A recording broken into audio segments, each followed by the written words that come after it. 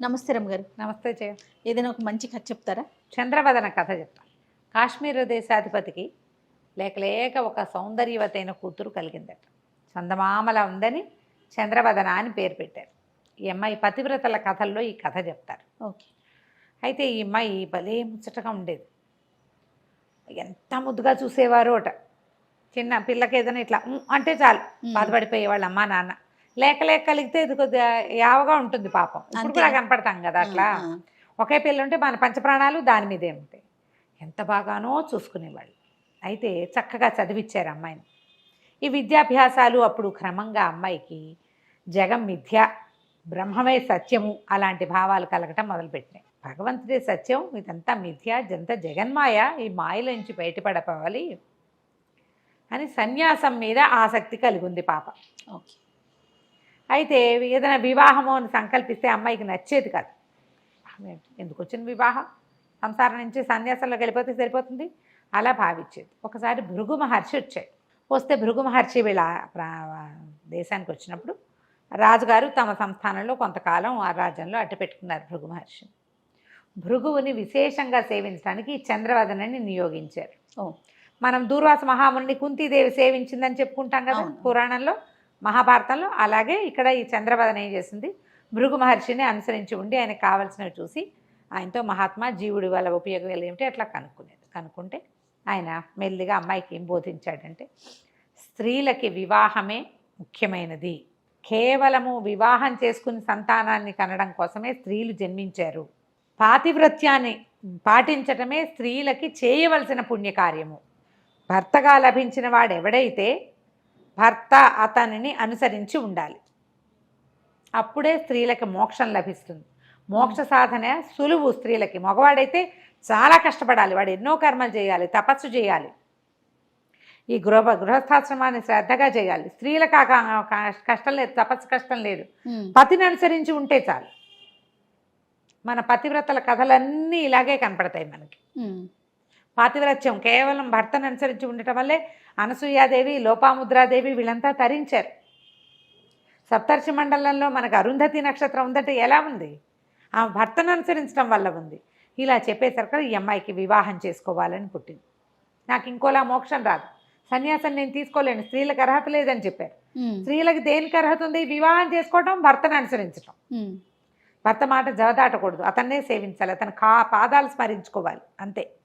పూర్వకాలం ఇలాంటి గాథలు చాలా చెప్పేవాళ్ళు. ఆ భర్తలు కూడా దీనికి తగినట్టుగా ఉండాలి కదా అని అనిపిస్తుంది. తగినట్టుగా లేని భర్తలతోటి కూడా పతివ్రతలుగానే ఉన్న వాళ్ళని చూస్తాం మనం.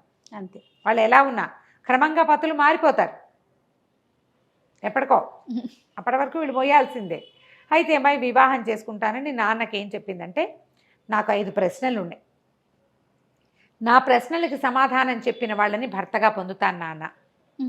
నాకు వారి వయస్సుతోటి వివాహితులు అవివాహితులు దాంతో సంబంధం లేదు, ఋషి ముని అయినా పర్వాలే, మీరు ఎవరికైనా ఇవి పంపించండి, ఈ ప్రశ్నకి సమాధానం చెప్పిన వాడే నా భర్త అని అన్నది. అంటే సరే ఒప్పుకున్నాడు తండ్రి. ప్రశ్నలు రాసి ఇవ్వమన్నారు. అమ్మాయి ప్రశ్నలు రాసింది. ఈ 5 ప్రశ్నలు ఏంటంటే, స్త్రీలకి అలంకారం ఏది, ఎవరి వల్ల స్త్రీలకి పుణ్య పదవి లభిస్తుంది, లింగదేహం అంటే ఏమిటి, మానవులకి మోక్షం ఇచ్చేదేంటి, మోక్ష సాధన ఏమిటి, భగవంతుడికి ఆత్మకి పరమాత్మకి ఏమిటి తేడా, ఇది అడిగింది. అడిగితే ఈ కాగితాలు పుచ్చుకుని అన్ని దేశాలకి వెళ్ళారు సైనికులు. ఆంధ్రదేశపు రాకుమారుడు ఒకడు ఈ ప్రశ్నలకి సమాధానం రాశాడు. ఆ అమ్మాయి ఏదనుకుంటుందో అది రాశాడనమాట. మిగిలిన వాళ్ళు రాశారు, అవేవి ఈవిడనుకునే సమాధానాలు కావు. స్త్రీలకి అలంకారం మానం, తమ పరువు పోగొట్టుకోకుండా ఉండాలి వాళ్ళు, మానమే స్త్రీలకు అలంకారం. తర్వాత ఎవరి వల్ల స్త్రీలు పుణ్యగతిని పొందుతారు, పతి వలన, భర్త వలన. లింగదేహం అంటే ఏమిటి అంటే, మనకి ఒక భగవంతుని యొక్క ప్రత్యామ్నాయ స్వరూపం అది. మనం మరణించిన తర్వాత మనలో నుంచి ఒకటి లేచి వెళ్తుంది, జ్యోతి, లింగదేహం అంటారు, భగవంతుని స్వరూపం అది. మానవులు దేనివల్ల మోక్షాన్ని పొందుతారంటే నిష్కామ కర్మ వల్ల, ఏ ప్రయోజనము లేకుండా, ఏది ఆశించకుండా చేసే క్రియల వల్లే మనిషికి మోక్షం వస్తుంది.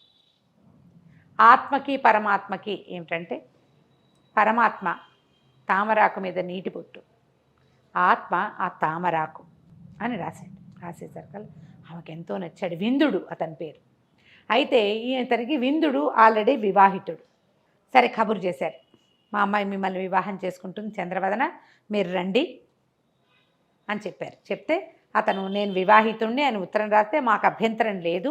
ఆ విందుడి భార్య పేరు చిత్రాంగద. ఆమె కూడా చుట్టుపక్కల రాజ్యాల్లో ఎక్కడో రాజకుమార్తె. భార్యతో సహా అతను వచ్చాడు ఇక్కడికి. ఆవిడకి వివాహానికి ఒప్పుకుంది. ఆవిడ కూడా అప్పట్లో చేసుకునేవాళ్ళు కదా. సరే ఈ చంద్రవదన్ని ఇచ్చి విందుడికి వివాహం చేశారు. వివాహం అయిన తర్వాత 16 రోజుల దాకా ఇక్కడే ఉన్నారు. భార్యాభర్త వాళ్ళు ఉన్నారు, ఈవిడ ఉంది. ఆమెను విశేషంగా సేవించారు.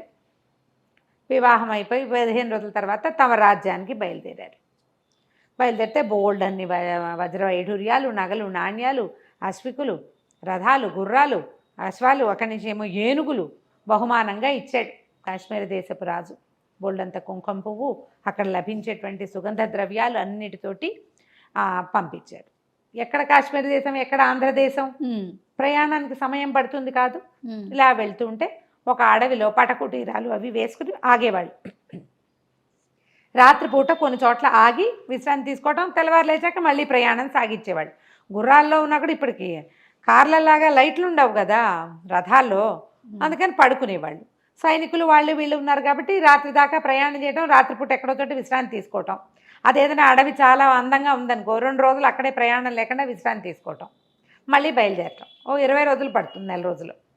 సరే ఈ ప్రయాణంలో ఏమైంది, వింధ్యాటవీ ప్రాంతంలో పటకుటీరంలో 2 భార్యల మధ్య పడుకుని ఉన్న ఈ విందుడిని చూసి చాలా విచిత్రపోయారట. ఎవరు వీళ్ళు? రంభ, ఊర్వశి. వీళ్ళు ఒకనాటి రాత్రి ఆకాశగమనంలో ఎక్కడికో వెళ్తున్నారు. వెళ్తూ ఉంటే అర్ధరాత్రి వేళ లోపల ఉక్కగా ఉందని బయట పెద్ద మంచం వేస్తే రాణులు 2 చెరో పక్కన పడుకుని ఉండగా మధ్యలో విందుడు పడుకున్నాడు. భార్యలిద్దరిని చెరో పక్కన పడుకోబెట్టుకుంది. ఈ పైనుంచి చూసి 2 స్త్రీల మధ్య పడుకుని ఉన్న ఆ యవన పురుషుడిని చూసేసరికల్లా రంభా బురస అబ్బబ్బబ్బా ఎంత కళకళలాడిపోతున్నాడు, ఎంత అందంగా ఉన్నాడని అతన్ని తీసుకెళ్ళిపోయారు. విందుడిని లేవ తీసుకుపోయారు. వెళ్ళిపోయాడు. తెల్లవారులే చూస్తే ఏముంది, అమ్మాయిలు 2 తెల్లమొహం వేసేసరికల్లా ఇక కేకలు పెట్టారు. సైనికులంతా చూశారు. చుట్టుపక్కల అడవంతా వెళ్ళారు, వెతికారు. ఏదైనా జంతువు తీసుకెళ్తే సడన్గా మధ్యలో ఉన్నవాడిని ఎందుకు తీసుకుపోతుంది? పక్కన ఉన్నవాళ్ళు, పైగా కాపలా ఉన్నవాళ్ళు, ఇవన్నీ పోయినాయి. అక్కడి నుంచి చిత్రాంగద ఏమంది, అమ్మా మా చెల్లెలికి చెప్పిందనమాట, తోడుకోడలికి, చుట్టుపక్కల ప్రాంతాల్లోనే మా బంధువులు ఉన్నారు, మా పుట్టింటి వాళ్ళు ఇక్కడ ఉన్నారు, పద మనం అక్కడికి వెళ్ళిపోదాం, మా తండ్రి వెతికిస్తాడు మన భర్త కోసం అంటే. ఆ అమ్మాయి ఏమందట, నా భర్త లభించే వరకు ఇక్కడి నుంచి కదలను, నేను ఈ అడవిలోంచి రాను, నగర ప్రవేశం చేయను ఒంటరిగా, ఏ నగరమైనా సరే, అత్తిళ్ళు కానీ పుట్టిళ్ళు కానీ తోడుకోడళ్ళ పుట్టిళ్ళైనా సరే నేను రాను, నువ్వు వెళ్ళిపో, నేను ఇక్కడే ఉంటాను అంది. ఆ చిత్రాంగద ఏం చేయాలో తెలియక వెళ్ళిపోయింది. ఇక్కడ కూర్చున్న చంద్రవదన మాత్రం పక్కనే ఉన్న సరస్సులో స్నానం చేసి భగవతి పేరిట తపస్సు చేయడానికి కూర్చుంది. ఎన్ని రోజులో కూర్చుందిట అట్లాగే. ఈ అడవిలో తపస్సు చేస్తున్న స్త్రీ ఎవరో దేవతలకు తెలియదు. మామూలుగా ఋషులు మునులు వాళ్ళు చేస్తారు, ఇంత తపస్సు తీవ్రంగా. అక్కడి నుంచి దేవతలు ఒకళ్ళిద్దరు వచ్చి చూసి వెళ్ళారు. చూస్తే కొత్తగా వివాహిత 16 సంవత్సరాల అమ్మాయి, కాశ్మీర దేశపు రాజకుమార్తె, ఆమె భర్త కోసం తపస్సు చేస్తుంది. భర్త ఎక్కడున్నాడు వెతికితే రంభా ఊర్వశి చెరుకోరు పూట పంచుకొని ఆ విందుని తమ దగ్గర ఉంచుకున్నారు. అక్కడి నుంచి ఆయన కేకలేసి, ఆ మానవుల మీద ఆశపడకూడదు. ఎవరు? ఇంద్రుడు అండి. ఇంద్రుడు కేకలు పెట్టి అతన్ని ఏమో అప్పచెప్పండి, అమ్మాయి తపస్సు చేస్తుందంటే భృగు మహర్షి అనుగ్రహం వల్ల అమ్మాయికి తపస్సు మీద పట్టింది. భర్త కోసం ఏమైనా చేయాలని చెప్పాడు ఆయన. అంతే. భర్త కోసం ఇప్పుడు ఆయన లభించలేదు, ఆయన కోసం తపస్సు చెయ్యి, ఆయనకి ఏదో కావాలి చెయ్యి, అంతే. ఆయన మిస్ అయిపోయాడు, మిస్ అయిన వాడి కోసం తపస్సు చేయటం మొదలుపెట్టింది. అక్కడి నుంచి 45 రోజులు గడిచేసరికి విందుని తీసుకొచ్చి నుంచోబెట్టారు ఈవిడ ముందు. అక్కడి నుంచి సైనికులు వాళ్ళు వీళ్ళంతా వచ్చి రాజకుమారిని చూసి ఆశ్చర్యపోయి చిత్రాంగదాదేవిని పిలుచుకొచ్చారు. ఆవిడ, అమ్మా చెల్లెలా ఎట్లా సాధించావు భర్తని అని అడిగితే, తపస్సుతోటి సాధించానక్క, తపస్సుతోటి సాధ్యం కాందేది లేదు. ప్రస్తుతం నా తపస్సు పతిభక్తే, భర్తతోటి ఉండాలి. ఆ చంద్రవదనని మహోగ్రంగా అందరూ మెచ్చుకున్నారట, మహా ఉపద్రవంగా. జనాలంతా ఆశ్చర్యపోయారట. తపస్సుతోటి దేవస్థా స్త్రీలు ఎత్తుకుపోయిన భర్తను సాధించుకుంది అమ్మడు, తదేక దృష్టితోటి చేస్తే ఏదైనా సాధించగలుగుతాము. ఆ తర్వాత చంద్రవదన చిత్రాంగదతో కలిసి విందుడు ఆంధ్రదేశానికి వెళ్ళి అక్కడ ప్రభువుగా ఎంతో కాలం జీవించాడట. ఆవిడకి కథ అంతా చెప్పుకునేవారు ఆ ప్రాంతంలో. కథ కంచికి మనం ఇంటికి. సూపర్ అండి, బాగుంది కదా కథ? చాలా బాగుంది. రమ్మగారు ఒక కథ చెప్తారా? ఈ మాట నేను ఎన్నిసార్లు అంటుంటానండి. సుమారుగా ఒక 1000 పైచులకేనా, 1500-1600 ఉండొచ్చు. నాకు చెప్పినవి కాకుండా మీరు చిన్నప్పటి నుంచి ఇంట్లో పిల్లలకి కానీ లేకపోతే అక్క వాళ్ళ పిల్లలు వాళ్ళకి వీళ్ళకి కలిపి ఎన్ని కథలు చెప్పుంటారు ఇప్పటి వరకు? చాలా కదా, వేలు వేలు కదా రమ్మగారు.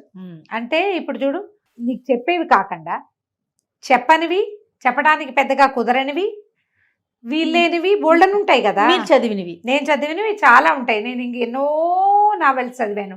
ఎన్నో చిన్నవి పెద్దవి, చిన్నవి పెద్దవి, చిన్న చిన్న 5 పేజీలు 4 పేజీల కథలు 100,000. కొడవగంటి కుటుంబరావు గారికి కథల పుస్తకాలు బ్రహ్మాండంగా ఉంటాయి. 6వ 8వ సంకలనాలు కోకు కథలు. అందులో ఒక్క కథ కూడా నీకు నేను చెప్పలా. అదే కొత్తగా వింటున్నాను నేను, పేరు దాచేసుకున్నాను. అవేంటంటే ఇలా చెప్పగలిగే కథలు కావు. అదే ఏదో ఒక లైఫ్ స్టోరీ. నాకు ఇంకా చాలా ఫేవరెట్ వాళ్ళు ఉన్నారు. మరి శ్రీపాద సుబ్రహ్మణ్య శాస్త్రి గారు, కొడగంటి కుటుంబరావు గారు పేరు చెప్పైనా, తర్వాత భమిడిపాటి రామగోపాలం గారు, వీళ్ళు కాకుండా అబ్బూరు ఛాయాదేవి గారు, ఎంతమంది రైటర్లు ఉన్నారు, ఎన్ని కథలు ఉన్నాయి. నేను చెప్పినవి కాకుండా కొన్ని వేలు చదివాను నేను. నేనే కాదు, పుస్తక పఠనం ఉండే ఆసక్తి ఉన్న వాళ్ళందరూ చదువుతూనే ఉంటారు. ఆ కథలన్నీ నీకు చెప్పే పరిస్థితి లేదు మనకి. అదేలేండి, అంతే, వీళ్ళని బట్టి. అసలు ఉపయోగం ఏంటి రమ్మగారు? మీరు చెప్తున్నారు, నేను వింటున్నా, నాతో పాటు ప్రేక్షకులందరూ వింటున్నారు కదా. మీరు కాదు, మామూలుగా అసలు కథల వల్ల ఉపయోగం ఏంటి? మొదటిది వినోదము, విజ్ఞానము, బుద్ధి వికాసము. బుద్ధి వికాసం జరుగుతుంది ఖచ్చితంగా. చెప్పే విధానం బట్టి ఉంటుందా? విధానం అంటే కథని మనం సందర్భానుసారంగా ఓ కథ చెప్తాం అనుకో జయ. ఆ సందర్భాన్ని బట్టి మనకి కథ అర్థమైతే ఈ సిచ్యువేషన్లో ఎట్లా యాక్ట్ చేయాలి అనేది తెలుస్తుంది. ఇప్పుడు పంచతంత్ర కథలు ఉన్నాయి. ఏ సిచ్యువేషన్లో రాజు ఎలా స్పందించాలో చెప్పబడిన కథలు అవి. రాజులే కాకుండా అవి సామాన్య మానవులు అందరూ వాడుకోవచ్చు. ఎవరితో ఎలా ఉండాలి, ఎవరితో జాగ్రత్తగా ఉండాలి, ఎవరితో ఎలా ఉండకూడదు, ఏ పరిస్థితిలో ఎవరు ఎలా యాక్ట్ చేయొచ్చు, యాక్ట్ చేయకూడదు. బుద్ధి వికాసం ఖచ్చితంగా వస్తుంది కథలతోటి. దాన్ని తీసుకునే తీరు, సత్కాలక్షేపం కూడా. టైం వేస్ట్ చేయకుండా మనం ఏదో కాలక్షేపం చేస్తాం, అది మనకు ఉపయోగపడుతుంది. ప్రతి విషయము ఎక్కడో చోట ఉపయోగపడుతుంది. మానసికమైన పరిణతి కథల వల్ల లభిస్తుంది జయ. నా ఉద్దేశం మాత్రం అదే. ఏదైతే మనం సుమన్ టీవీలో కథల సిరీస్ స్టార్ట్ చేసాం, అంతకుముందు చాలా మంది చెప్పారండి. పేపర్లో మనం స్టోరీలు వింటూ ఉంటాము, చాలా మంది చెప్పే వాళ్ళని కూడా చూసాం. అంతా కూడా సింగిల్గా చెప్పింది, ఎవరికి వాళ్ళు ఇండివిజువల్గా వాళ్ళకి ఒక స్టోరీ చెప్పడం, లేదా ఒక పేపర్లో ఒక స్టోరీ రావటం, లేదా వాయిస్లో రావటం. ఫస్ట్ టైం ఇట్లా 1+1 కూర్చొని ఒక స్టోరీని అందించి మనమే మొదలు పెట్టాం. ఆ క్రెడిట్ నిజంగా మనకే దక్కుతుంది అనుకోవాలి. నా తర్వాత చాలా మంది చేసిన మన దాంట్లో కూడా నా క్రెడిట్ ఇంకొకళ్ళకి రాలేదు. నేను బాగా నచ్చాను ప్రజలకి. అంటే మీరు చెప్పే తీర్పుడు ఒక్కొక్కరు ఒక్కొక్క విషయానికి కనెక్ట్ అవుతారు కదా. ఆ కనెక్టివిటీ అనేది మీ దగ్గర కథల రూపంలో ఉంది అంతే. అది ప్రేక్షకులు ఆదరించారు, మనం చెప్పుకుంటూ పోతున్నాం. దానికి తగిన సబ్జెక్టు మీరు గ్యాదర్ చేసుకుంటూ ఉన్నారు. మరి ఎంత చదవాలి, ఎంత చదవాలి, ఎంత తీసుకోవాలి, ఎంత వరకు చెప్పాలో మనం చెప్పాల్సి. మీరు స్టోరీ అనేసరికి చాలా పెద్దది ఉంటుంది కదా. ఏది అవసరమో ఏది అవసరం లేదో దాన్ని కుదించి మెయిన్ పాయింట్స్ వరకు చెప్పి, సో పలకరించిన ప్రతి ఒక్కరు అడుగుతారండి, రమగారిని అడిగామని చెప్పండి ఒకటి, ఆవిడ చెప్పే స్టోరీస్ బాగుంటాయి, చాలా బాగుంటాయి, ప్రతిరోజు మీ స్టోరీతోనే పడుకుంటున్నాం, అలాంటి వాళ్ళు ఉంటారు. అబ్బబ్బబ్బా, ఎంత ఆనందం అనిపిస్తుంది అంటే చాలా సంతోషం. కథలకి చాలా ప్రయోజనాలు ఉన్నాయి జయ. మీరు ప్రధానంగా ఒకటి ఆలోచించండి. ఇప్పుడు నేను చెప్తున్నా, నాకు మీరు కనెక్ట్ అయ్యారు, మీరు మీ పిల్లలకు చెప్తారు, మీ పిల్లలు మీకు కనెక్ట్ అవుతారు. మనం కలిసి ఉండటానికి ఇది ఉపయోగిస్తుంది జయ, చాలా ఉపయోగపడుతుంది. పిల్లలు ప్రధానంగా ఏంటంటే తల్లుల కంఠం వినడానికి, ఆ సూదింగ్ దానికి అలవాటు పడతారు. దీనికి ఏదైనా ఏజ్ లిమిట్ ఉంటుందా రమ్మగారు? ఏముండదు జయ. మన వాయిస్ ని వినటానికి అంటున్నారు కదా, కంఠం వినటానికి ఎప్పటి వరకు వాళ్ళు కనెక్ట్ అయి ఉంటారు మన గొంతుతో? ఎప్పటి వరకైనా కనెక్ట్ అయి ఉంటారు జయ. ఏ విషయమైనా మనం మన పిల్లలకి చెప్పగలుగుతాం దీనివల్ల. ఇప్పుడు మా మరిది 45, 44, 40 ఉన్నట్టే ఆఖరి మరిది. మా వసంతక్కయ్య అంటే చాలా ఇష్టం తనకి. ఏదైనా ఫంక్షన్లో కలిస్తే ఠకీమని దగ్గర కూర్చున్నాడు, వసంత వదిన ఒక కథ చెప్పు అని. ఆయన ఒక వేద పండితుడు, 100 మంది శిష్యులు ఉన్నారు తనకి. అది వేద పాఠశాలకు వెళ్తుంటారు, పాఠశాలకు వెళ్తాను కదా నేను. ఖచ్చితంగా వసంత వదిన ఒక కథ చెప్పంటే నవ్వుతుంది మా వసంత. వీరికి నా గొంతు ఇష్టం, చాలా సంతోషంగా ఉంటుంది అనమాట. నా గొంతు ఇష్టం అని చెప్పలేకపోతాం కదా. ఇప్పుడు నా గొంతుకు కాదు, వసంత గొంతుకు కనెక్ట్ అవుతాడు తను. అట్లా ఉంటారు తను మాట్లాడితే ఇష్టం పిల్లలకి. అది ఉంటుందా రమ్మగారు? గ్యారంటీగా ఉంటుంది, గ్యారంటీగా. ఎలాంటి విపత్కర పరిస్థితుల్లో అయినా మనం పిల్లల్ని మన వైపు తిప్పుకోగలుగుతాం, మనం అదే అలవాటు చేస్తే మన మాట వినేలాగా చేసుకోగలుగుతాం. ఫస్ట్ నుంచి చేస్తే చెయ్యాలి, చిన్నప్పటి నుంచి చెయ్యాలి. ఇది మంచి అలవాటు. చదవటం అంటే కొన్నాళ్ళు ఏదో శాస్త్రానికి చేసినట్టు చేసి మానేయడం అయితే కాదు, రెగ్యులర్ ప్రాక్టీస్. Regular practice. నేను ఇప్పుడేం కథలు చెప్పను జయ, కానీ మా వాడు ఒక క్యారెక్టర్ పేరు ఏదో చెప్తాడు, అది అడుగుతాడు, అమ్మా ఆ రాక్షసుడు అదేదో పేరుంది వచ్చింది ఇక్కడ, వీళ్ళెవరు అని. దాని మీద ఓకే, దాని మీద విషయం మీరు చెప్తారు. ప్రేక్షకులకి ఇంత దగ్గర అవటానికి ఇంకో కారణం ఏంటంటే చదువుకోని అవసరం లేదు. మనం స్టార్ట్ చేసిన ఈ సిరీస్ లో వాళ్ళు చదవక్కర్లేదు, వాళ్ళు పనులు చేసుకుంటూ అమ్మల స్టోరీలు వినేసి ఒక మదర్ గారు, ఇప్పుడు నేను చెప్తున్నాను రమ్మగారు, ఇప్పుడు మీతో ఉంటాను కాబట్టి నాకు గుర్తుంటది, ఇన్ని స్టోరీల మీద మర్చిపోతూ ఉంటాను. నేను కూడా ఏం చేస్తాను, మీ స్టోరీని పెట్టుకుని వింటా, ఏదో పని చేసుకుంటూ వింటా, అది నాకు నేను చెప్తానికి నాకు ఈజీ అవుతుంది. ఇది ఒకటి మనకి చాలా మార్గాన్ని సుగమం చేసింది అనుకోవాలి. చాలా దగ్గరగా వాళ్ళ ఇంట్లోకి వెళ్ళిపోయాం అనమాట. మీరు ఆలోచించండి, ఏ ఏజ్ వాళ్ళకైనా మంచి మాట ఎవరికైనా కావాలి కదా, ఖచ్చితంగా కావాలి. కానీ మీరు అన్నట్లుగా ఫస్ట్ నుంచి ప్రాక్టీస్ ఉండాలి. ఉంటే ఇంకా బాగుంటుంది. 15 ఏళ్ళు వచ్చేసిన పిల్లలకి మనం స్టోరీ చెప్తామని అప్పుడు స్టార్ట్ చేస్తే వినరు కదా. అది విండో ఇంకొంచెం ముందు నుంచి మొదలు పెట్టాలి. ఒకవేళ పిల్లలకి ఆసక్తి ఉందనుకోండి, వింటారు, చెప్పడం స్టార్ట్ చేయొచ్చు. అవును అవును, స్టార్ట్ చేయొచ్చు, మంచిదే అది. అవును. చందమామలో ఒక కథ ఉంది జయ. ఏంటి కథల ఉపయోగమా? కథల వల్ల ఉపయోగం బాగుంది కదా. వసుంధర గారు రాసిండేమోనని అనుకుంటున్నా, చాలా రోజులైంది, కానీ ఇప్పుడు ఈ సందర్భంగా ఇప్పుడు చెప్పచ్చు మనం. పూర్వం అంట ఒక ఊర్లో కృష్ణశాస్త్రి గారు, కృష్ణ శర్మ అని ఒక ఆయన ఉండేవారు. ఈయన ఏంటంటే మహాపండితుడు, చాలా విజ్ఞాన ఖని ఆయన. ఆయనకు ఒక కుమారుడు ఉన్నాడు, వేద శర్మ అతని పేరు. ఈ కృష్ణ శర్మ గారు ఆ పాండిత్యంతో ఆ శిష్యులు వాళ్ళు వీళ్ళు ఉండేవాళ్ళు, అందరికీ మంచి మంచి కథలు అవి చెప్పేవారు, కథాకాలక్షేపంగా ఉండేది. అయితే ఈయన కుమారుడు కూడా బాగా చదువుకున్న వేద శర్మ రాజుగారి దగ్గర ఉద్యోగం చేస్తారు, వేద పండితుడిగా, ఆస్థాన పండితుడిగా ఉన్నాడు.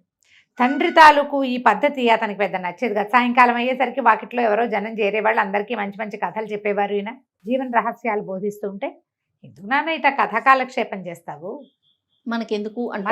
ఎందుకు ఇది, నీ విజ్ఞానాన్ని వృధా చేసుకుంటున్నావు, నువ్వు విజ్ఞానం వృధా అయిపోతుంది అనేవాడు. అయితే ఈయన కథల వల్ల చాలా ప్రయోజనాలు ఉన్నాయిరా, నీకు తెలీదు, సందర్భానుసారం ఎప్పుడో నీకు అర్థమవుతుందని వారు. అయితే ఒకసారి ఏమైంది, రాజుగారి పని మీద ఈయన ఇంకా మయూర దేశమో ఏదో మయూర ద్వీపం, ఒక ద్వీపాంతరవాసానికి వెళ్ళవలసి వచ్చింది. వెళ్తున్నాడు ఆయన. వెళ్తుంటే వేద శర్మతో పాటు కృష్ణ శర్మ గారు కూడా వెళ్ళేసరికల్లా సరే రాజుగారు వాళ్ళు వీళ్ళు చాలామంది చేరారు. మరి అక్కడ ఆగిపోవాల్సి వచ్చింది. వీళ్ళు అయిపోతే రాజుగారు ఆతిథ్యం ఇచ్చారు. రాజుగారి విదూషకుడు కూడా వీళ్ళ ప్రాంతం వాడే అక్కడికి వెళ్ళి స్థిరపడిపోయాడు ఆ మయూర ద్వీపంలో. అయితే ఏమైంది, వీళ్ళేమో శాకాహారులు, మధ్య మాంసాదుల జోలికి వెళ్ళే వాళ్ళు కాదు, అక్కడ అలా అలవాట్లున్న ప్రాంతం అనమాట అది. సరే అందరు భోజనాలకి వాటికి కూర్చుంటే ఈ విదూషకుడు వేళాకోళంగా ఒక 1 డజన్ మద్యాల పేర్లు చెప్పి, పిట్లలో ఏది పుచ్చుకుంటారండి తమరు అన్నాడు. అనేసరికల్లా ఈయన వేద శర్మ, ఈయనకి ఏం అలవాటు ఉంది, ఇది వెళ్ళిపోయి నాకు అవేమిటో తెలియదండి అంటే అందరూ నవ్వారు.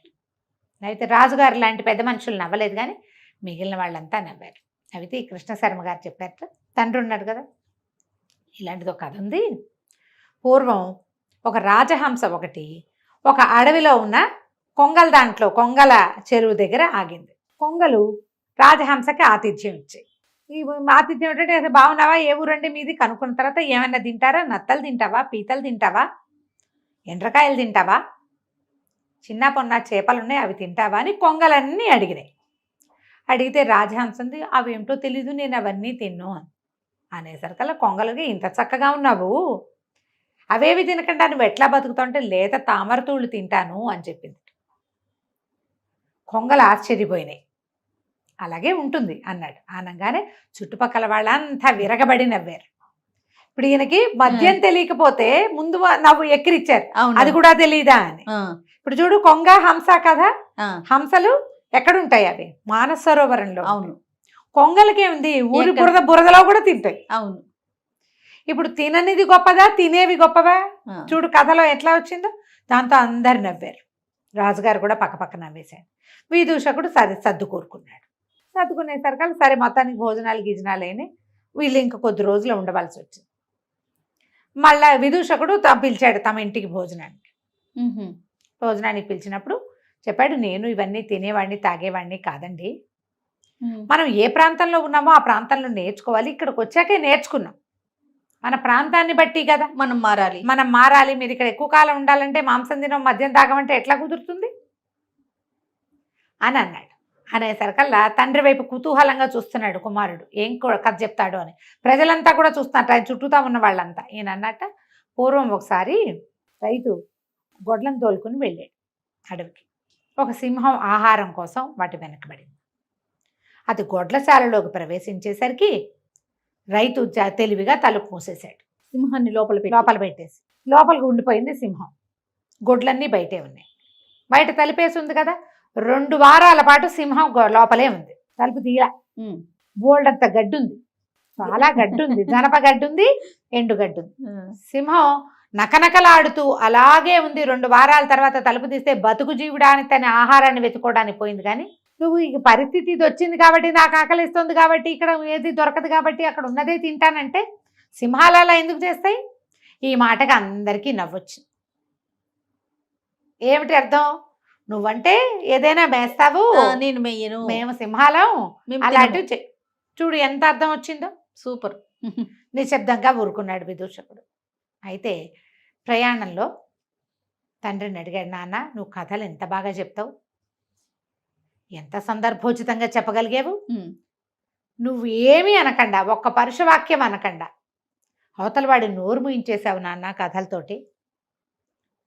భలే విచిత్రంగా చెప్పావు, ఎంత ప్రయోజనం ఉంది, మనం ఇలాంటివి చెయ్యము అనే విషయం అర్థమయ్యేలాగా చెప్పావు, ఎంత బాగుందో అని. ఇప్పుడు నాకు కూడా ఇలా నేర్చుకోవాలనుకుంటా నాన్న, నాకు కొన్ని కథలు చెప్పవా అని అడిగాడు. ఏమిటి ఇతని సమస్య? ఈయన నేను ఆస్థానంలో ఉంటున్నాను, చాలామంది నేను ఆ పరివారంతో నేను చాలా మంచిగా ఉంటాను, కానీ ఎందుకో వాళ్ళు నాతో సరిగ్గా ఉండరు. గట్టిగా ఉంటే వాళ్ళ కష్టం తోస్తుంది, లూజ్గా ఉంటే ఇష్టానుసారం అయిపోతున్నారు. ఏం చేయాలో తెలీదు, వాళ్ళకి చెప్పడానికి కొన్ని కథలు చెప్పు నాన్న అని అడిగాడు. కృష్ణశర్మ గారు ఏం చెప్పాడంటే, పూర్వం ఒక మునీశ్వరుడు ఓ చెరువు గట్టు మీద వెళ్తుంటే అతనికి ఒక పెద్ద పుట్ట సర్పము కనపడ్డాయి. ఆ సర్పము ఆ పుట్టలో ఉండటం వల్ల ఆ చెరువు గట్టు మీదకి ఎవ్వరూ వచ్చేవాళ్ళు కాదు. సర్పాన్ని చూసి బెదురుతున్నారు. అయితే ఈయన ఏం చెప్పాడు ఋషీశ్వరుడు, అమ్మ నువ్వు వీళ్ళని కరవకుండా అవి ఏం చేయకుండా ఉండు, నిశ్శబ్దంగా ఉండు, నీ దారిని నువ్వు ఉండు, నువ్వు తలెత్తి ఇట్లా చూపించేసరికల్లా వాళ్ళు బెదిరిపోతున్నారు, తగ్గి ఉండమన్నాడు. సర్పం ఇట్లా అండమ్మా అనేసి అట్టా తిరగటం మొదలుపెట్టింది. ఇక ఊళ్ళో జనాలంతా వచ్చి నానా గందరగోళం చేసేవాళ్ళు. అక్కడ మళ్ళీ ఋషీశ్వరుడు తిరిగి వచ్చేసరికి సర్పం బికమొహం వేసుకుని ఉంది, దెబ్బలు తగిలి అక్కడోటి రక్తపు చారికలున్నాయి. ఇదేమిటి ఇటా అయ్యావు మహానాగమా, ఏమైంది నీకు అన్నాడు. మీరే కదండి ప్రశాంతంగా ఉండమన్నారు, ప్రశాంతంగా ఉండేసరికి తగ్గమనేసరికి నువ్వు కొడుతున్నారంటే, ఈయన తగ్గమన్నాను కానీ తగ్గించుకోమనలేదు. నువ్వు కాటేందుకోవద్దు, పుసగొట్టు, ఏమైనా చేయగలనని బెదిరించాలి, చేసి చూపించకూడదు. అలాగని నీ దారి నువ్వు పాక్కుంటూ పోకూడదు. సందర్భం వచ్చినప్పుడు ఫెరోషియస్గా చూపించాలి, పౌరుషం చూపించాలి, లేనప్పుడు న్యూట్రల్గా ఉండాలి, అంతే. ఏదైనా వస్తే ఈయన ఒప్పుకోడు అని తెలియాలి వాళ్ళకి. నీకు అర్థమవుతుంది? అవునండి, అవును. ఈయన ఆశ్చర్యపోయాడు, ఎంత బాగా చెప్పావు నాన్న. అవును, నేను స్ట్రాంగ్గా గట్టిగా రుసరుసలాడుతూ దుమదుమలాడుతూ ఉంటే వాళ్ళు సరిగా ఉండట్లా, మెత్తగా నవ్వుతూ ఉన్నానా కుదరటం లేదు, నేను నవ్వుతూనూ ఉండకూడదు, రుసరుసలాడుతూ ఉండకూడదు, ఈ మధ్య మార్గాన్ని అవలంబించాలని బాగా చెప్పావు నాన్న. ఈ కథ నాకు చాలా ఉపయోగపడుతుంది, ఇక నుంచి నా పరివారంతో నేను చాలా హాయిగా ఉంటాను, రాజస్థానంలో పని కదా అదేలే అని చెప్పాడు. చూడు 3 కథల్లో 3 రకాల ప్రయోజనాలు ఎలా ఉన్నాయో. అవునండి, కథల ప్రయోజనాలు ఇవి. చాలా మంచిగా, అంటే ఆలోచింప చేసే విధంగా ఏదైనా ఆలోచించాల్సిందే. మీరు చెప్పే కథలు మీ పిల్లలకి ఎలా ఉపయోగపడుతున్నాయో చూడండి. మన పిల్లల్ని బట్టి మనం కథలు చెప్పాలి కదా. చెప్పాలి. కొన్ని కాలక్షేపం కథలు ఉంటాయి, కొన్ని టైంపాస్ కథలు ఉంటాయి, కొన్ని పిచ్చి సరదా కథలు ఉంటాయి, లాజిక్ లేని కథలు కూడా ఉంటాయి. అవును, కానీ పిల్లల్ని మీతో కలిపి ఉంచుకోవడానికి అది ఉపయోగపడుతుంది. కథ చెప్తాను రా అంటే కూర్చుంటారు, అంతే. వాడు అల్లరిని నువ్వు ఆపేవా లేదా? ఖచ్చితంగా. ప్రతి కథ నీతి కథే కావక్కర్లేదు, ఆ. ప్రతిదీ ధర్మబోధే కావక్కర్లేదు, వాయనెవరో మహానుభావుడి జీవిత చరిత్రే చెప్పాలని అనుకోకండి, సూక్తులే అక్కర్లేదు. అక్కర్లేదు. మహానుభావులయ్యి వాళ్ళ జీవిత చరిత్రలు మనం చదువుతున్న వాళ్ళు కూడా చిన్నప్పుడు చిన్నపిల్లలే. వాళ్ళకి ఆటకాయ చేష్టలు, కొంటె పనులు, దొంగ పనులు, అల్లరి పనులు, అన్నీ ఉండే ఉంటాయి. నలుగురితో తిట్టించుకునే పనులు అందరి జీవితాల్లోనూ ఉంటాయి. అందరూ మనుషులమే కాదమ్మా మనం. అవును. పెద్దయ్యాక వాళ్ళు మహానుభావులు అయ్యారు. ఇలా చేసిన వాడు అలా అయ్యాడని చెప్పచ్చు, అలా అయిపోయాడు నువ్వు అలా అయిపో అని చెప్పకూడదు. ఉమ్, ఉమ్. ఆయన చేసిన అద్భుతాలు చెప్పకూడదు, చిన్నతనం నుంచి ఎలా పెరిగాడో చెప్పుకోవాలి. అది చెప్పకపోయినా పర్వాలా, ప్రతిసారి మనం అలాంటివే చెప్పాల్సిన పనే లేదు అసలు. ఎలాంటి కథలైనా చెప్పచ్చు. కథ అంటూ చెప్పడం అలవాటు చేసుకోండి, మీకు చాలా ఉపయోగపడుతుంది. ఖచ్చితంగా రమ్మగారు. నమస్తే. నమస్తే. ఏదైనా చందమామ కథ చెప్పండి రమ్మగారు. 70s 80s వచ్చి ఉంటుంది. మంచి కథ ఒకటి చదివాను, బాగుంటుంది కథ. ఒక ఊళ్ళో ఓ రామనాథం గారిని ఒక ఆయన ఉండేవారు, భార్య భర్త. ఓకే. అయితే రామనాథం గారికి ఏవో పాట పాడుకుంటూ ఉండేవాడు, సంగీతం మీద ఆసక్తి. వాళ్ళ ఆవిడ చెవులు మూసుకునేది, ఇష్టం లేకనా? ఎంతసేపు ఇలా పెదాలు పాడతావు అనేది, నువ్వు నీ పాట అనేది. చుట్టుపక్కల వాళ్ళు కూడా ఏం పెద్ద ఆసక్తిగా చూపించేవాళ్ళు కాదు. కానీ ఆయన పాడుకుంటూ ఉంటే ఒక ఆత్మానందంగా ఉండేది. ఒకళ్ళకు ఉంటుంది కదా, ఏదో ఒకటి పాడేవాడు. ఆయన నువ్వు పనులు మానేసి పాట పాడుతున్నావు అనేది, లేకపోతే నీ పాట వినలేక వస్తున్నావు అనేది. అయినా కూడా పాపం ఆయన సోలు డెడ్ కాలేదన్నమాట, పాడుకుంటూనే ఉండేవాడు. అయితే ఏమైందట, ఆయన పాటని పెద్దగా పరిగణనలోకి తీసుకోగలిగే పాటగా ఎప్పుడూ లేదు ఆయన జీవితంలో. చుట్టుపక్కల వాళ్ళు అలాగే లలాయి పదాలు పాడతాడు అలా అనేవాళ్ళు. అయితే ఏమైందట, ఒకనాడు వాళ్ళ ఆవిడ ఏదో పక్క ఊరికి వెళ్తే ఈయన సాయంకాలం ఏదో కొంచెం అన్నం వండుకున్నాడు, ఆవు అని ఏదో పాట పాడుకుంటున్నాడు. దారిన ఒక ముగ్గురు పెద్దవాళ్ళు వెళ్తున్నారు. ఈ వెళ్ళేవాళ్ళు చీకటి పడిపోయింది, తలుపు కొట్టారు. బాబు, ఏదో వ్యాహ్యాలకని బయలుదేరాము, చీకటి పడిపోయింది, పక్క ఊరు వెళ్దాం అనుకున్నాము, ఈ రాత్రికి మీ ఇంట్లో ఆశ్రయం ఇస్తారా అంటే, అయ్యో దానికేం బాబు, రండి పడుకుందరు కానీ రండి అన్నాడు. ఏమైనా తిన్నారా అంటే ఏమీ తినలేదన్నారు. సరే, అయ్యో మా ఆవిడ ఉంటే వంట చేసి పెట్టేది, సరే ఏముందిలేండి నేను కూడా ఏదో కాస్త వండి పెడతాను, ఒక ముద్ద ఉడికేస్తా, వద్దన్నారు వాళ్ళు. వద్దులే బాబు, ముందు మగవాడివి నువ్వేం చేయకాల్చుకుంటా అంటే, పర్వాలేదండి పర్వాలేదు కూర్చోండి అని ఏవో మంచినీళ్ళు ఇచ్చి, కాస్త తాగడానికి పలసగా మజ్జిగిచ్చి వంటింట్లో కూర్చొని నిదానంగా కాస్త బియ్యం పొంగించాడు, ఒక గిన్నెడు చారు పెట్టాడు, ఏదో నలకంత కూర లాంటిది ఏదో వేయించాడు. ఈయనకి ఏంటంటే ఏదైనా పని చేస్తుంటే ఊ ఊ అంటాం అలవాటు, సాగదీస్తాడు, కూనరాగాలు తీస్తూ పని చేస్తాడు. అదే అటా అటా అటా అటా పాడుకుంటూనే ఉన్నాడు. ఈ బయట కూర్చున్న ముగ్గురు పెద్దవాళ్ళు ఆ పాట వింటూ ఉన్నారు. ఉండేసరికల్లా బయటకు వచ్చాడు, ఆకులు వేశాడు, విస్తలేసి వడ్డించబోతే, బాబు ఏమిటో పాట పాడుతున్నావు, ఒకసారి పాడబోయి బాగా వింటామన్నారు. సిగ్గుపడ్డాడు ఇతను రామనాథం గారు. అబ్బాయి అంత గొప్ప పాట కాదండి, మా ఆవిడ ఉంటే ఈ పాటికి ఎన్నర్పులు వచ్చేదో నా మీద అంటే, కాదు కాదు వినడానికి చాలా బాగుంది, నువ్వు ఆత్మానందంతో పాడుతున్నావు, పాడు పాడు ఏం పర్వాలేదని అన్నం వడ్డిస్తుంటే పాడమన్నారు. ఇది ఉత్సాహం, ఎవరైనా బాగుంది బాగుంది అంటే ఉత్సాహం వస్తుంది. ఈయన చక్కగా బోల్డ్ పాటలు పాడాడు, వాళ్ళకి అన్నాలు వడ్డించాడు, పక్కలేసాడు, కంచా ఆకులు తీశారు వాళ్ళే. ఇతను ఇల్లు ఆకులు సర్దుకున్నాడు. మరి వంట వడ్డించిన వంట అంతా వెనక్కి సర్దుకోవాలా, అక్కడి నుంచి పక్కలేసాడు. వాళ్ళు పడుకునేదాకా పాడుతూనే ఉన్నాడు. ఉత్సాహం వచ్చింది. పడుకున్నారు. పడుకున్నాక తెల్లవారుజామున వెళ్ళొస్తాం బాబు, మేము పొద్దునే వెళ్ళిపోతాం అన్నారు. అంటే అలాగేనండి అని, ఏదైనా కోరుకుంటే చెప్పునైనా, ఏదైనా అడుగు, నీ పాట మాకు చాలా నచ్చింది, నీకు అసలు నీ మనసులో ఏముంది కోరిక అని అడిగారు. అడిగేసరికల్లా ఏం కోరిక ఉంటుందండి, ఎప్పటి నుంచో ఒక మంచి వీణ కొనుక్కోవాలని కోరిక నాకు, అది ఎట్లా చక్కటి స్వరం ఉన్న వీణ కావాలి, ఇది నేను పాట పాడితేనే మా ఆవిడ తిట్టిపోస్తుంది, చుట్టుపక్కల వాళ్ళు ఎవరు హర్షించరు, వీణ ఏం చేసుకుంటాను నేను, కానీ ఆ వీణ మీద మనసండి నాకు అని చెప్పాడు. ఓహో బాగుందనుకున్నారు, పడుకున్నారు. తెల్లవారేసరికి వాళ్ళు వెళ్ళిపోయారు. కానీ వాళ్ళకి పక్క వేసిన ప్రాంతంలో ఒక చక్కగా బంగారు మెరుగులేంతున్న వీణ మాత్రం కనపడింది. ఆనందం పట్టలేకపోయాడు. వాళ్ళు ఎవరో దేవతలు నాకు ఈ వరం ఇచ్చారనుకున్నాడు. ఆ వీణని ఇట్లా అన్నాడు, అనగా అని మోగింది. అది ఓంకారం వస్తుంది అందులోంచి. మళ్ళీ అన్నాడు, ఇంకోసారి ఓంకారం వస్తుంది. దాని దగ్గర కూర్చున్నాడు. ఆయన చిన్నప్పుడు కాస్త వీణ నేర్చుకున్నాడు, ఆయనకు వచ్చు చిన్నప్పటి వీణ ఏదో. ఆ వీణ తీగలు శృతి అయిపోతే తీగలు శృతి చేసే ఉన్నాయి. వాయించాడు. వాయిస్తే ఎంత బాగుందంటే పాడుకుంటుంటే ఈయనకు వచ్చే ఆనందం కంటే 100 రెట్ల ఆనందం వస్తుంది. అప్పుడే వాళ్ళ ఆవిడ పక్క ఊరు నుంచి వచ్చి సంచి చేత్తో పుచ్చుకుని లోపలికి వస్తూ అట్లా మెస్మరైజ్డ్గా చూస్తూ ఉండిపోయింది. ఆవిడకి కూడా నచ్చింది. ఏమీ అనలా. ఎంత బాగుందయ్యా అంది. ఏ వీణ ఏ ఇది వాయించినా బాగా పలుకుతుంది దాని మీద. ఈయనకి చేత రావక్కర్లా, అది వచ్చేస్తుంది. ఏ ఫీల్తో వాయిస్తే ఆ ఫీల్ రాగం పలుకుతుంది. అది ఆయనకి ఆనందంతో వాయిస్తే ఆనంద భైరవి రాగం వాయించి పారేస్తుంది. చుట్టుపక్కల వాళ్ళంతా వింటారు. ఇక అక్కడి నుంచి చుట్టుపక్కల వాళ్ళు వీళ్ళు అందరూ వింటాం మొదలుపెట్టారు. ఈయన పనే పొంగని టింగ్ టింగ్ అని కూర్చునేవాడు వీణ దగ్గర. జనాలు ఆ రసాంబోధిలో ఓలలాడుతూ ఉండేవాళ్ళు. భార్య ఏమీ కాదనేది కాదు. ఆయన పని అయిపోయేది, ఆయన వీణానందము అయిపోయేది. ఎంతో బాగుంది. ఆయనకు చాలా గొప్ప, చాలా సంతోషం. అంతకుముందు లలాయి పదాలు పెడతావు అని తిట్టిపోసేవాళ్ళు. కిక్కురు మనకండా ఉన్నారు.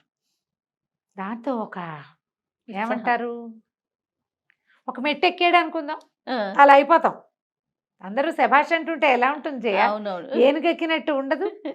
ఆనందంతో అలా ఆనందంతో ఎక్కాడు. కొంతకాలం తర్వాత ఏమైంది, ఆ ఊళ్ళో ఒక రంగనాథ శాస్త్రి గారు, రంగనాథాచార్యని ఒక ఆయన ఉన్నాడు, రంగనాథం గారు. ఆయన ఎక్కడికో వెళ్ళి చాలా కాలం తిరిగి వచ్చాడు. వస్తే వాళ్ళ ఆవిడ వాళ్ళ పక్కింటి ఆయన, అబ్బో రామనాథం ఎంత బాగా వాయిస్తున్నాడో వీణ, వాడికి ఏమొచ్చు వీణ రావటం ఏమిటి, వీణ అంటే అంత సింపులా, పాటే లలాయి పదాలు వాడివి, ఇంకా వీణ ఒకటే వీడి ఫేస్కి అలాగ మాట్లాడాడు. మాట్లాడితే వాళ్ళ ఆవిడ కాదండి అందరూ చెప్పుకుంటున్నారు, అసలు వీణ వాయిస్తే ఏ రసంలో మొదలు పెడితే ఆ రసం ఉద్వేగం వచ్చేస్తోంది మనకి, మనుషులకి, చాలా బాగుందండి అది అనేసరికల్లా సరే ఇదేమనుకున్నాడు. ఒకనాడు సాయంకాలం నేను వెళ్ళి వినొస్తానని వాళ్ళ ఇంటికి వెళ్ళాడు. ఆ పూట ఈయన ఒక్కడే పోయాడు. ఇంట్లో ఎవ్వరు లేరు. ఈ రామనాథం గారు ఏదో వీణ సవరించుకుంటున్నాడు.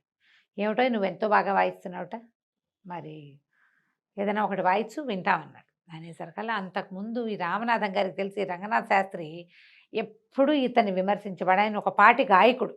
ఆ ఊళ్ళో పేరెన్నిక కన్న గాయకుల్లో ఆ రంగనాథం గారు కూడా ఒకడు. ఈ లల్లాయి పదాలు వేసుకుని ప్రతి కచేరీలోనూ తయారవుతున్నాడని అనిపిస్తుంది.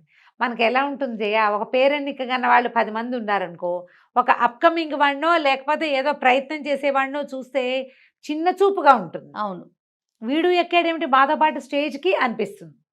న్యాచురల్ కదా, ఎంతో కష్టపడి పైకొచ్చాం, ఇలా వచ్చేసాడు ఏంటి అనిపించింది, అలాగూ అనిపిస్తుంది. దాని తోడు కొంతమంది నోరేసుకుని విమర్శిస్తారు. అవును, నీ ఫేస్కి అప్పుడే నువ్వు ఎక్కేవు స్టేజ్ అని. ఈ రంగనాథం గారు ఆ తరహా మనిషి. ఆయన విద్వత్తున్నవాడే, కాకపోతే అంటాడు గబుక్కన. 2-3 సార్లు ఇతన్ని విమర్శించాడు, నువ్వు నీ లల్లాయి పదాలు అని. సరే ఈయన ఏం చేశాడు, వీణ వాయించడం మొదలుపెట్టాడు. వీణ వాయిస్తుంటే కరుణరసం ఉన్న సంగీతం, అది కరుణరసంతో వాయిస్తున్నాడు. ఈయన ఇట్లా కళ్ళు తుడుచుకున్నాడు రంగనాథం గారు. ఈయన రెట్టించిన ఉత్సాహంతో వాయించేస్తున్నాడు. క్రమంగా లాదు అశ్రువులు వచ్చేసి ఏడుపు వచ్చేసి ఆయన వెక్కిళ్ళు పెట్టి ఏడ్చేస్తున్నాడు. ఏడ్చి ఆయన అవతల వాళ్ళు అంత ఉద్వేగం పడుతుంటే ఇది ఆపేయాలి. ఆపట్ల అయిన ఈ రామనాథం గారు ఆపట్ల పగ తీర్చేసుకుందాం అనిపించింది ఆయనకి. వీళ్ళు నన్ను అవమానించారు, వీళ్ళ సంగతి చూడాలి అని ఇంకా టంగు టింగు టింగు టింగు వాయించేస్తున్నాడు ఆయన. ఈయన పిచ్చెక్కినట్టు ఏడ్చాడు, శోకాలు పెట్టి ఏడ్చి స్పృహ తెప్పి పడిపోయాడు. ఓకే, అప్పుడు ఆపేసరికి చుట్టుపక్కల వాళ్ళు చేరారు. అయ్యో రామనాథం గారు పడిపోయాడని ఈయన లేవ తీసుకుపోయారు. ఈయనకు ఒక పగ తీరిన ఒక భావన వచ్చిందనమాట. వీణ పక్క పెట్టాడు, నిద్రకు ఉపక్రమించాడు. తెల్లవారేసరికి వీణ లేదు, మాయమైపోయింది. పొద్దున మళ్ళీ 11 గంటలకి జనాలు వీణ వినడానికి వచ్చేసరి పని అయిపోయాక ఏది వీణే లేదు. వీణ ఇంట్లో నుంచి మాయమైంది. ఓ, అప్పుడు రామనాథం గారు చెంపలేసుకున్నాడు, నాది పొరపాటు, ఆత్మానందం కోసం నేను పాడుకుంటున్నానని సంతోషించి ఆ గంధర్వులో ఎవరో నాకు ఆనందంగా ఉంటానని వేణిచ్చారు, నేను నా పగ తీర్చుకోవడానికి సాధనాన్ని చేసుకున్నాను దాన్ని. ఆయన దుఃఖపడుతుంటే కూడా నేను ఆపకుండా ఆయన స్పృహ తప్పిపోయేలాగా చెయ్యాలని పగ నాది. దేవతలు ఎప్పుడూ వాటిని సమర్థించరు. నువ్వు సంతోషంగా ఉండు, నీ సంతోషం కోసం ఏమైనా ఇస్తాం, నీ సంతోషం పక్కవాడి దుఃఖానికి కారణం కానే కాకూడదు. అందుకని ఆ వీణ మాయమైపోయింది. చిత్రవీణ చిత్రంగానే మాయమైపోయింది. ఆ తర్వాత ఆయన పాడడం కూడా మానేశాడు. కథ కంచికి మనం ఇంటికి. రమ్మగారు ఏదైనా సరదాగా ఉండే చందమామ కథ ఒకటి చెప్పండి. అత్యాస కథ చెప్తా. చెప్పండి. పల్లెటూళ్ళలో ఇది వరకు బిచ్చగాళ్ళు ఉండేవాళ్ళు. ఇది ఎప్పటి సంగతో చెప్తున్నాను నేను. ఊర్లో ఒక బిచ్చగాడు అడుక్కుంటూ ఉండేవాడు. ఏదో రెక్కాడితే కానీ డొక్కాడదు. రెక్కాడటం ఎందులో చూస్తాం మనం? పని చేసుకుంటే పొట్ట పోసుకోవటం. ఇప్పుడు పని చేసుకునేవాడు కాదు బిచ్చగాడు, అది అడుక్కుని పొట్ట పోసుకునేవాడు. ఏ ఊళ్ళో ఏదైనా దొరికితే తినేవాడు. ఇక ఇల్లు వాకిలి ఏమీ లేదు, ఎక్కడ కుదిరితే అక్కడ పడుకునేవాడు. సరే ఏమైంది, ఒక ఊళ్ళో ఏదో అడుక్కున్నాడు, తిన్నాడు. తిరిగి వస్తూ ఉంటే ఆ పూట పెద్దగా ఏమీ దొరకలేదు ఆహారం, సాయంత్రానికి ఏమీ లేదు. దాని నుంచి ఇంకో ఊరు వెళ్ళాలి. ఆ ఊళ్ళో తిరిగేశాడు, ఇంకా ఆ ఊళ్ళో ఉండకూడదు, అట్లా తిరిగేవాడు అనమాట. ఆ రెండో ఊరికి అడవి వైపుకి ప్రయాణం చేస్తుంటే ఒక ముసలాయన కనిపించాడు. ఎక్కడికి ఏమిటని మాట్లాడుకున్నారు. ఎవరు తోడు లేరు అని చెప్పాడు. నేను ఉంటాగా తోడు, అందాక వస్తానులే పదబాబు అన్నాడు. ఆ ముసలాయన అన్నాడు, ఏమిట్రా నువ్వు ఇంత వీక్గా కనపడుతున్నావు, అంటే బలహీనంగా కనపడుతున్నావు, ఆహారం లేదా, ఇందా ఈ శనగ్గింజ తీసుకో అని ఒక్క శనగ్గింజ వీడి చేతిలో పెట్టాడు. బాగుంది. వీడన్నాడు, శనగ్గింజతో పొట్ట నిండుతుందా, కడుపు నిండుతుందా, కాలు నిండుతుందా బాబయ్య అన్నాడు. ఏదైనా నిండొచ్చురా, ఏదైనా నిండుతుంది, జాగ్రత్త పెట్టుకో నా మాట విని అన్నాడు. అనేసరికి వీడేం చేశాడు, ఏదో ముసలాడు అంత శ్రద్ధగా ఒక్క గింజ చేతిలో పెడితే పచ్చటిది, అదేంటి నల్ల శనగింజ కన్నా మన కాబూలి శనగలు ఉంటాయి కదా, పెద్ద గింజ అనమాట. ఆ గింజని దట్టిలో దోపుకున్నాడు. దోపుకుని ఊరు దాటాడు, అడవి దాటాడు. దాటేసరికల్లా కొంచెం చీకటి పడి 7 గంటల వేళ ఇంకో పల్లెటూరులోకి చేరాడు. ఓ వాకిట్లో ఒక ఆయన ఎవరో అరుగు మీద కూర్చొని పదాలు పాడుకుంటున్నాడు. ఈ కనబడ్డాడు. ఎవరు ఏమిటి అని కేకేశాడు. అడుక్కునేవాడిని బాబయ్య అన్నాడు. అనేసరికల్లా ఏ ఊర్రా అని అడిగాడు ఆయన. అదేదో ఊరండి అన్నాడు. పాపం మన ఊరు వాడు కాదు, ఈ ఊళ్ళో వాడికి తిండి తిప్పలు ఎట్లా కానీ, దారా ఏమైనా తిందు కానీ అని కేకేశాడు. కేకేసి అన్నం పెట్టించాడు. బాగుంది. పెట్టించేవాళ్ళమ్మ అప్పట్లో, పాత రోజుల్లో. నాకు కూడా తెలిసి నా చిన్నప్పుడు. అవునా? పడుకునేవాళ్ళు అట్లా. ఇక చిలకడ దుంపలు అవి అమ్మటానికి వచ్చిన వాళ్ళకు కూడా అన్నం పెట్టేసేవాళ్ళు. టకుటమారాలు ఇవేవో చాటలు చేయటానికి దానికి వచ్చేవాళ్ళు. ఎవరో ఒకళ్ళు, 2కి 3కి కూడా, లేదా వాళ్ళ అమ్మ అన్నం వండుకుంటాం, కూర ఏంటంటే 3కి 4కి కూర, అంత ఆవకాయ, ఇంత మజ్జిగ పోసేవాళ్ళు. మా ఇంట్లో నుంచి కూడా బాగా వెళ్ళేవి చేయ అట్లా. తినేసి వెళ్ళిపోతారు. ఇంకా తినేసి ఇక పడుకుంటారు, తెల్లారేకి వెళ్తారు. రాత్రి పడుకోవటం కూడా, పడుకోవటం వాకిళ్లలో. అదే వాకిళ్లలో నేను పడుకోవటమే. కానీ ఇప్పుడు అసలు పడుకోవటం 3 రోజులు మన ఊళ్ళో అందరి పౌడర్ డబ్బాని చాట తయారు చేసేవాళ్ళు వాళ్ళు. తెలుసా నీకు? నీకు అసలు తెలీదు. ఈ పౌడర్ టిన్నులు, తర్వాత ఏమో ఈ కిరసనాయిల డబ్బాలు, వాటిని చాటలుగాను జల్లెళ్ళుగాను చేయటానికి కమ్మరం పనిచేసి కొంచెం కాల్చి చేయటం, తర్వాత సాగొట్టి సుత్తితో కొట్టి చేయటానికి చాలామంది వచ్చేవాళ్ళు. వస్తే వాళ్ళకి ఏముంది, అన్నం వండుకునే వాళ్ళ బియ్యం కూడా వీళ్ళే ఇచ్చేవాళ్ళు. వాళ్ళే ఎవరో ఒకళ్ళు. అదేలేండి. ఎవరింట్లో ఎక్కువ పని ఉంటే వాళ్ళు ఇచ్చేవాళ్ళు. ఊళ్ళో వాళ్ళందరూ వచ్చి అక్కడ చేయించుకునేవాళ్ళు. కత్తులు సానాలు చేయటానికి కూడా మనుషులు వచ్చేవాళ్ళు. ఇట్లా వీళ్ళు పని చేసుకునేవాళ్ళు. బిచ్చగాళ్ళకు కూడా అట్లాగే అన్నం పెట్టేవాళ్ళు. వీళ్ళు పని చేసుకుని 10 రూపాయలు సంపాదించుకుని వెళ్ళేవాళ్ళు. అన్నానికి ఇక్కడ ఉన్న ఊళ్ళో ఉన్న వాళ్ళ మీదే ఆసరా పడేవాళ్ళు. మా ఇంట్లో అలా ఇచ్చేవాళ్ళు, నాకు బాగా గుర్తు. పల్లెటూర్లమ్మా, ఇది నా ఘనత కాదు, ఇది ఊళ్ళలో ప్రతి వాళ్ళకి తెలుస్తాయి ఇవి. పల్లెటూరు జీవితాలు 50 ఏళ్ల క్రితం జీవితాలు తెలిసిన వాళ్ళకి అందరికీ తెలిసిన వ్యవహారమే. ఇలా ఎవరైనా బాబయ్య రాత్రిపూట అన్నం దొరకలేదంటే ఎవరో ఒకళ్ళు ఏముంది రేపొద్దుటికి ఉంచుకున్న అన్నం పడేసేవాళ్ళు, ఈ పూటకి అన్నం పెట్టేసేవాళ్ళు. అన్నం తింటే ఆ బయట ఎక్కడో గావంచా పరుచుకుని పడుకునేవాళ్ళు. పడుకోరా అన్నారు. అనేసరికల్లా సరే వాళ్ళ అరుగు మీద పడుకున్నాడు. పడుకునేటప్పుడు ఏం చేశాడు, ఈ నడుముకు ఒక దట్టి లాంటి తలక ఒకటి ఉంది కదా, అది మడత పెట్టింది ఎత్తి. వాళ్ళు చాప ఇచ్చారు, చింకి చాప కింద ఆ తలగుడ్డ కింద శనగ్గింజని పెట్టు పడుకున్నాడు. ఏమనుకున్నాడు, ఈ శనగ్గింజ ఏదో మహత్యం ఉంది దీనికి, లేకపోతే ఎవరైనా మనకి అడిగితే అన్నం పెడతారు, పిలిచి అన్నం పెట్టేవాళ్ళు ఉన్నారా? దారా తిందుగానని పిలిచాడు, ఊరా మజ్జిగ వేసి అన్నం పెట్టారు. నిన్నటితో మొన్నటితో ఒక స్వీట్ ముక్క కూడా వేశారు. హాయిగా ఎక్కడ చెట్టు కింద పడుకోకుండా అరుగు మీద పురుగు పుట్రా లేకుండా హాయిగా పడుకొనిచ్చారు. మహామహత్తు కలిగింది ఆ శనగ్గింజ. గుర్తించాడు అని అనుకున్నాడు. ఇంతలో ఏమైంది, తెల్లవారేసరికల్లా ఇంకా ఇళ్లలో వాళ్ళు తిరగల, కోళ్ళు తిరుగుతాయి. తెల్లారేసరికల్లా కోళ్ళు తిరగటం మొదలు పెడతాయి. పొద్దున్నే అవతల ఆవిడ ఇంటి ఆవిడ లేచి పెరటి తలుపు తీసి ఉంటుంది. ఇంకా వీధి వాకిళ్ళ తీల ఈ గొడ్లకు పాలు తీయటాలు కోడి బుట్ట తీయటాలు అవి చేస్తారు కదా, బుట్ట ఓపెన్ చేస్తే అవి తిరుగుతుంటాయి. ఆ తిరుగుతున్న కోళ్ళలో ఒక కోడి, ఒక పూల కోడి తక్కువ అవి ఇవి ఏరుకుని తింటూ వీడి గుడ్డ ఇట్లా తలగుడ్డ ఇట్లా తీయగానే ఆ కింద కనపడిన శనగింజలను లటక్కని తినేసింది. ఓహో.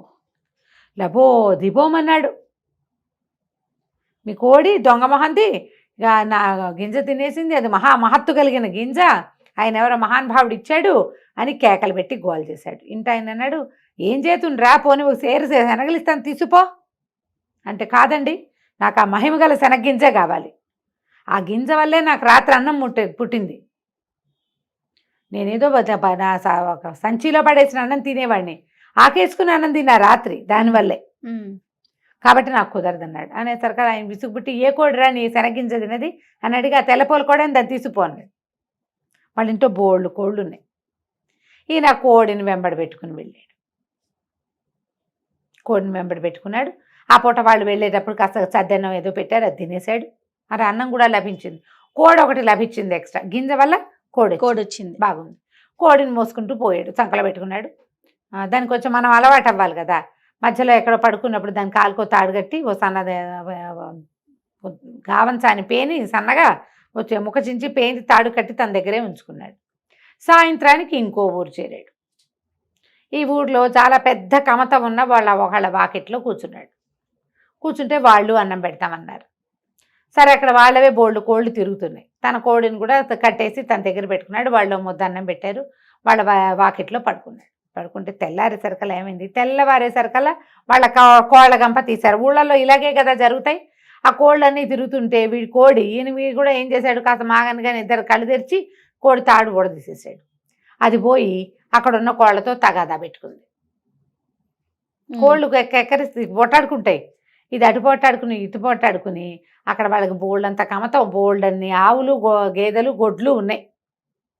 ఇది పోయి అక్కడ పరిగెడుతూ వాటి కోళ్ళతోటి పరిగెడుతూ ఒక ఆవేయ ఒకటి నుంచుంటే ఆవు పేయ అంటే ఆవు దూడ దాని కాళ్ళ సందులోకి వెళ్ళి అదేమో కంగారు పడి తొక్కేసింది. కోడి కాస్తే చచ్చూరుకుంది. అయ్యో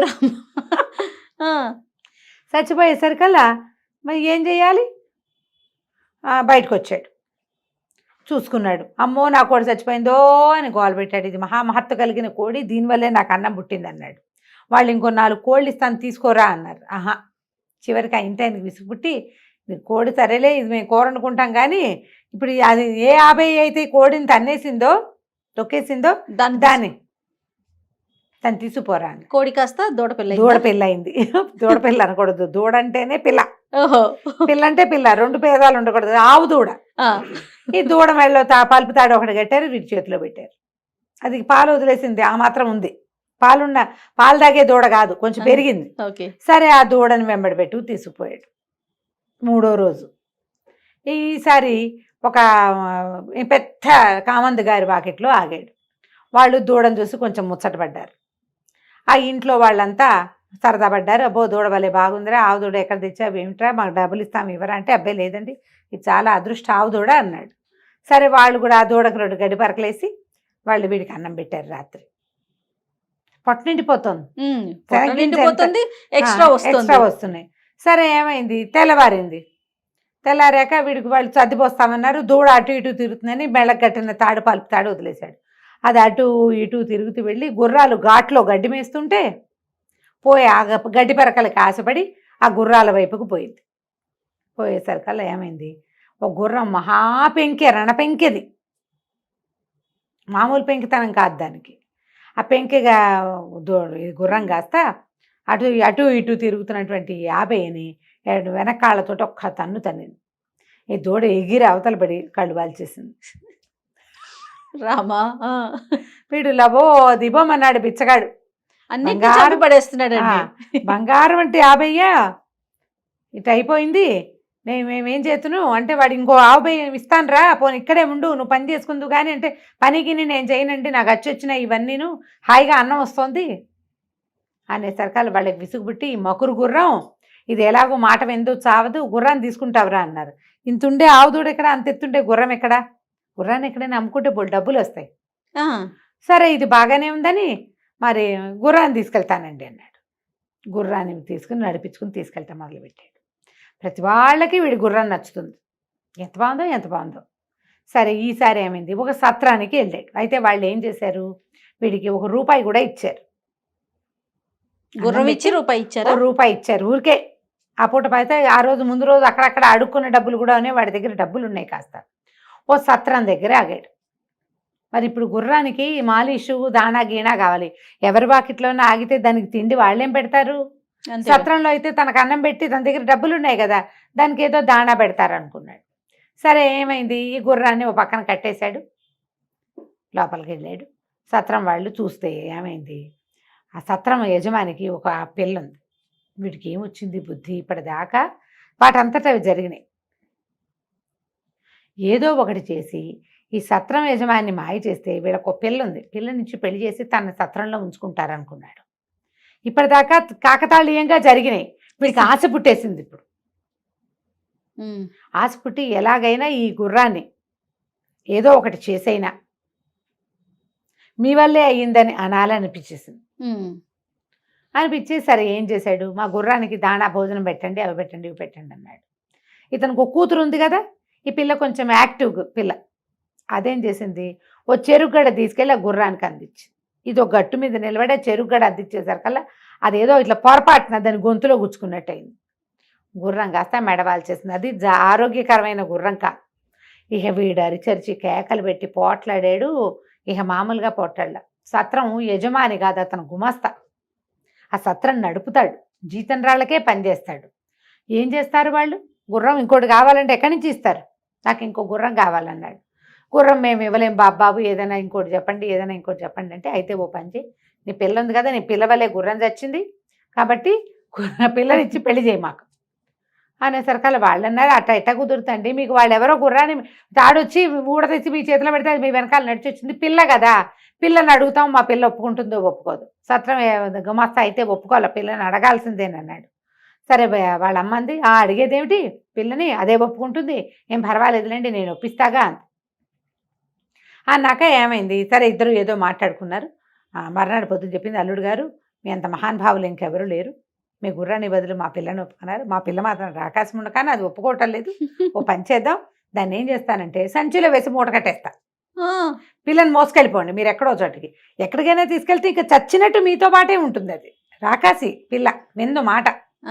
ఇప్పుడు ఇక్కడైతే విందు, మీ దగ్గరికి వచ్చేసాక వెనకేం చేస్తుంది, మరి బస్తా ఒక గోను సంచి వేసి మూట కట్టేస్తానండి, మూట మోసుకెళ్ళండి. బాగానే ఉంది, మూట మోస్తుంది. పిల్లని ఇస్తామంటే ఏమిటి, రేపొద్దున వాళ్ళ పిల్లని వాళ్ళు చూడరు, ముందు పెళ్ళి అయిపోవాలి. సరే పెళ్ళి అయిపోతే చాలు అనుకున్నాడు. వాళ్ళు ఏం చేశారు, ఆ పిల్లని ఒక మూటలో కుక్కి దాన్ని మూతి కట్టేసి పెళ్లి చేశాక పెళ్లి చేయలే, మరి పెళ్లి చేయడానికి పెళ్లి కాదు నేను కూర్చొని అంటోంది, డైరెక్ట్ గా మూట కట్టేశారు. కట్టేసి అప్పచెప్పారు. ఆ మూటను మోసుకురాలేక చచ్చాడు వీడు. ఆ లోపల ఉన్న వాళ్ళు ఎగిరి గంతలేస్తుంటే ఎట్ట తీసుకొస్తాడు, అదే కదా, ఎటా గొటా తీసుకొచ్చి ఒక అడవిలోకి చేరాడు. ఆ పిల్లని మూత సంచి ఊడదీసి నేనే నీ పతిని అందామనుకున్నాడు. మూట ఊడదీసేసరికల్లా ఆ మూటలోంచి పెద్ద కుక్కోటి బయటకు వచ్చింది. వాళ్ళు వీడిని వదిలించుకోవడానికి ఏం చేశారు, తమ వాకిట్లో ఉన్న ఒక ఊర కుక్కని అందులోకి సంచిలోకి వేసి కుట్టేసి ఇచ్చేసారు. మంచి పని చేశారు. అయితే పిల్ల కావాలి వాడికి. అది కాస్త ఆ పొద్దున్న నుంచి వీడితో మోయబడి ఉందేమో, తిక్క పుట్టిపోయింది సంచిలో. అది ఒక్క అమాంతం వీడి మీదకి లంఘించి ముక్కు కొరికేసింది. ఇంకేం చేస్తాడు, పారిపోయింది బండి, ముక్కు కొరికేసి. ముక్కు నెత్తురు గారుకుంటూ ఉంది. ఇక అన్నం ఎక్కడిది సున్నం ఎక్కడిది అడవిలో. ఆ కొవ్వుడు సగం చిరిగిపోయిన ముక్కుకి ఎట్టగొట్ట పట్టీలు కట్టుకుని మళ్ళీ ముష్టడి కోట మొదలుపెట్టాడు. అడ్జస్ట్ కదా, ఆశపడకుండా ఒక చోట ఆగుంటే అంత ఇలా అయ్యేది కాదు. ఈ గుర్రాన్ని పిల్లకి మారి చేద్దాం అనుకున్నాడు, అక్కడ చెడిందనమాట. అన్ని చోట్ల అందరూ అవకాశం ఇచ్చారు, ఉండరా నాయనా ఇక్కడ బతుకు అంటే ఒప్పుకోలేదు. అలాగే అత్యాశ పడతారు ప్రజలు. అవునండి, ఆగరు, ఒక చోట ఆగరు, ఇంకా ఏదో వస్తుంది అనుకుంటారు, ఇంకా ఏదో వస్తుంది అనుకుంటే ఇగో ఇలా అసలుకే మోసం, ముక్కు ఊడిపోతుంది అనమాట. అది కంచికి మనం ఇంటికి. భలే సరదాగా ఉంది రమ్మగారు. నమస్తే అండి. నమస్తే.